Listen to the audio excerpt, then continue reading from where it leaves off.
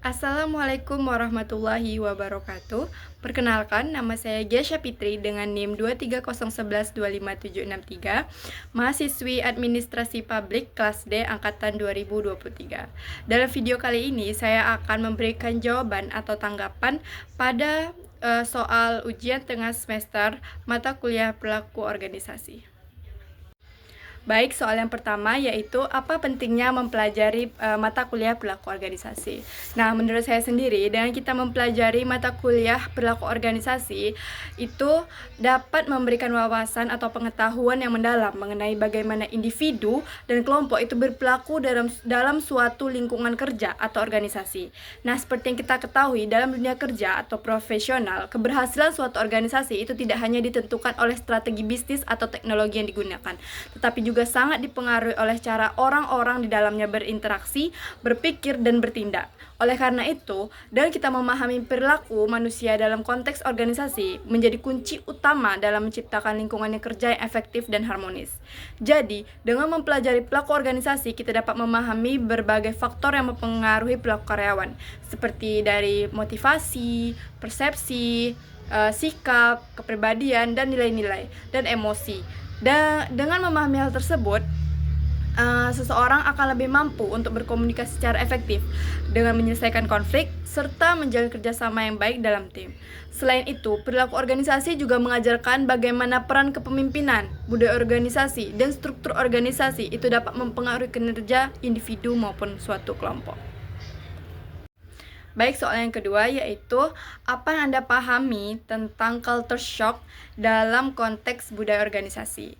Nah, sepengetahuan saya, culture shock dalam konteks budaya organisasi itu adalah kondisi ketika seorang itu merasa bingung, canggung, atau tidak nyaman saat masuk ke dalam lingkungan kerja atau organisasi yang memiliki nilai, norma, aturan, atau cara kerja yang berbeda dari yang biasa ia alami sebelumnya.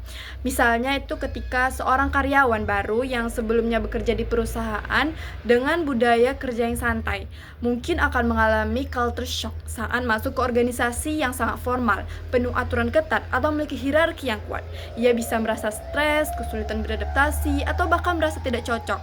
Culture shock ini dalam organisasi bisa mempengaruhi kinerja, motivasi, dan hubungan kerja. Oleh karena itu, penting bagi organisasi untuk membantu anggota barunya beradaptasi, baik melalui pelatihan, orientasi, dan komunikasi yang baik, agar proses penyesuaian berjalan lancar dan produktivitas tetap terjaga.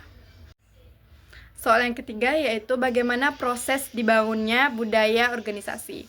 Nah, proses terbentuknya atau terbangunnya budaya organisasi sendiri itu terjadi secara bertahap dan dipengaruhi oleh banyak faktor. Karena budaya organisasi itu tidak muncul begitu saja, melainkan dibentuk melalui pengalaman, nilai-nilai, dan kebiasaan yang terus dilakukan dalam organisasi. Nah, budaya organisasi sendiri itu biasanya bermula dari pendirinya, di mana nilai, visi, dan keyakinan dari pribadi pendiri itu sangat mempengaruhi bagaimana organisasi akan dijalankan. Nah, pendirilah yang pertama kali menetapkan apa yang dianggap penting, cara bekerja, dan bagaimana bersikap dalam organisasi. Lalu, nilai-nilai dasar yang diyakini oleh pendiri atau pimpinan diterapkan dalam kebijakan, cara pengambilan keputusan, serta perilaku sehari-hari. Ketika nilai-nilai ini terus dilakukan dan dianggap berhasil, maka menjadi bagian dalam budaya organisasi tersebut. Nah, ketika anggota baru bergabung, mereka akan dikenalkan dengan budaya yang sudah ada. Proses ini biasa melalui pelatihan, orientasi, aturan tidak tertulis, atau dengan meniru perilaku oleh seniornya. Nah, proses ini disebut dengan sosialisasi organisasi. Setelah nilai dan kebiasaan organisasi itu dijalani terus-menerus oleh seluruh anggota, maka akan menjadi kebiasaan yang melekat dan diterima bersama. Nilai tersebut menjadi identitas organisasi yang membedakannya dari organisasi lain. Budaya ini diperkuat melalui struktur organisasi, sistem penghargaan, gaya kepemimpinan, hingga simbol-simbol seperti logo, slogan, cara berpakaian, dan acara-acara khusus. Hal ini membantu anggota semakin memahami dan hidup dalam budaya organisasi. Jadi, budaya organisasi ini dibentuk dari nilai awal pendiri, dikembangkan lewat kebiasaan, disosialisasikan kepada anggota, dan diperkuat lewat sistem dan simbol-simbol organisasi. Budaya ini akan terus berkembang seiring waktu, tergantung pada perubahan internal dan eksternal suatu organisasi tersebut. Baik, sekian dari jawaban atau tanggapan saya pada soal ujian tengah semester. Apabila ada kesalahan saya mohon maaf.